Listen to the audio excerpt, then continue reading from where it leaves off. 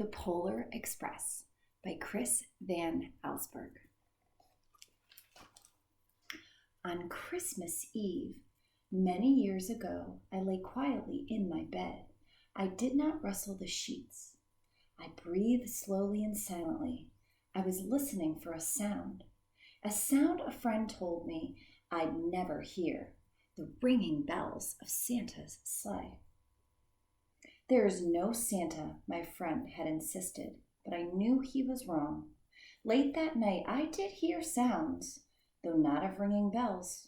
From outside came the sound of hissing steam and squeaking metal. I looked through my window and saw a train standing perfectly still in front of my house.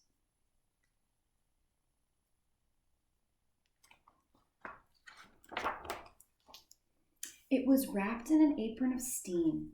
Snowflakes fell lightly around it. A conductor stood at the open door of one of the cars. He took a large pocket watch from his vest. Then he looked up at my window. I put on my slippers and robe. I tiptoed downstairs and out the door. "All aboard!" the conductor cried out. I ran up to him. "Well, are you coming?" "Where?" I asked. "Why, to the North Pole, of course," was his answer. "This is the Polar Express." I took his outstretched hand, and he pulled me aboard.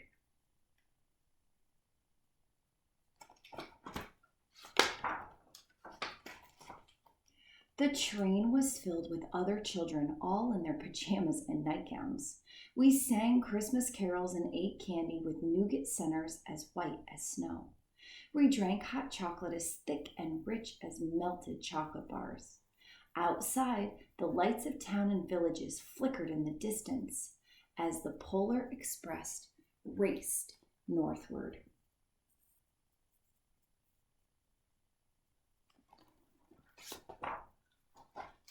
Soon there were no more lights to be seen. We traveled through the cold, dark forests where lean wolves roamed and white-tailed rabbits hid from our train as it thundered through the quiet wilderness.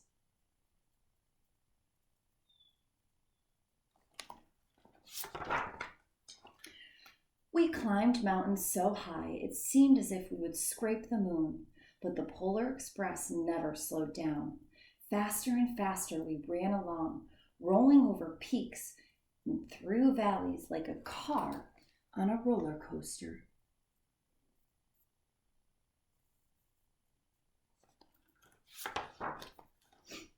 The mountains turned into hills, the hills to snow-covered plains. We crossed a barren desert of ice, the great polar ice cap. Lights appeared in the distance. They looked like the lights of a strange ocean liner sailing on a frozen sea. "There," said the conductor, "is the North Pole."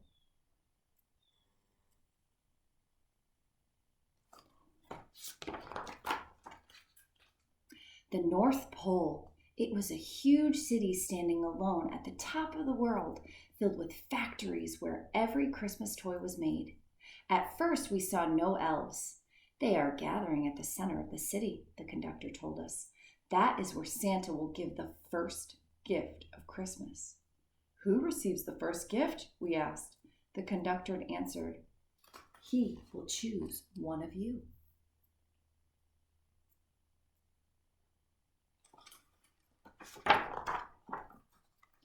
"Look!" shouted one of the children. "The elves!" Outside, we saw hundreds of elves. As our train drew closer to the center of the North Pole, we slowed to a crawl. So crowded were the streets with Santa's helpers. When the Polar Express could go no farther, we stopped, and the conductor led us outside.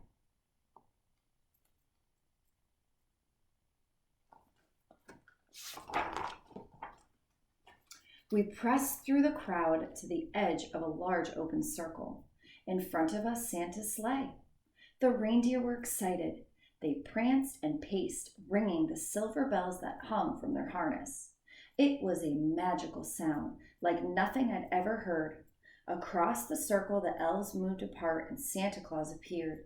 The elves cheered wildly. He marched over to us and pointing to me said, "Let's have this fellow here." He jumped into his sleigh. The conductor handed me up. I sat on Santa's knee and he asked, "Now, what would you like for Christmas?"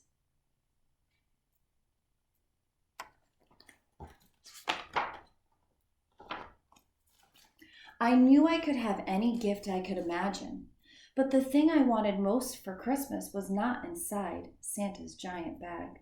What I wanted more than anything was one silver bell from Santa's sleigh. When I asked, Santa smiled. Then he gave me a hug and told an elf to cut a bell from a reindeer's harness. The elf tossed it up to Santa. He stood holding the bell high above him and called out, "The first gift of Christmas."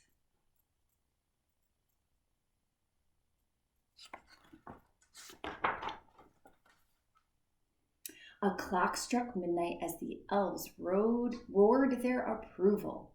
Santa handed the bell to me and I put it in my bathrobe pocket. The conductor helped me down from the sleigh. Santa shouted out the reindeers' names and cracked his whip. His team charged forward and climbed into the air. Santa circled above us, then disappeared in the cold, dark, polar sky.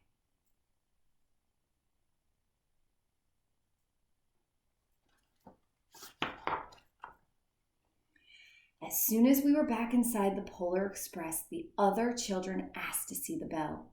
I reached into my pocket, but the only thing I felt was a hole. I had lost the silver bell from Santa Claus's sleigh.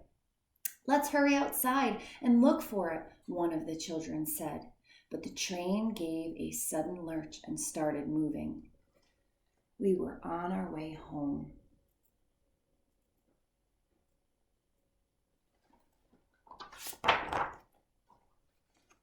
It broke my heart to lose the bell.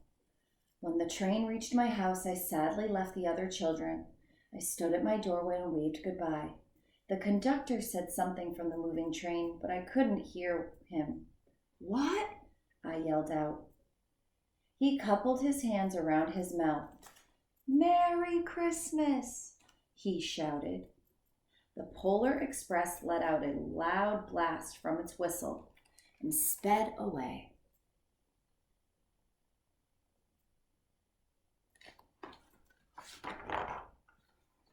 On Christmas morning, my little sister Sarah and I opened our presents.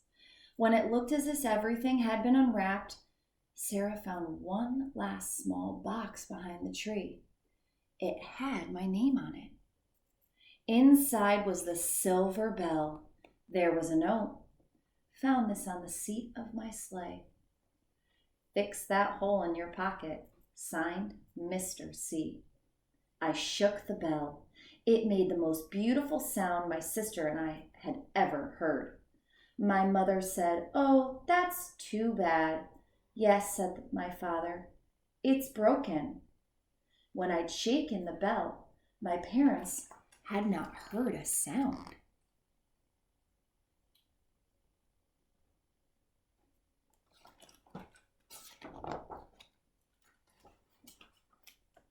At one time, most of my friends could hear the bell, but as years passed, it felt silent for all of them. Even Sarah found one Christmas that she could no longer hear its sweet sound. Though I've grown old, the bell still rings for me as it does for all who truly believe.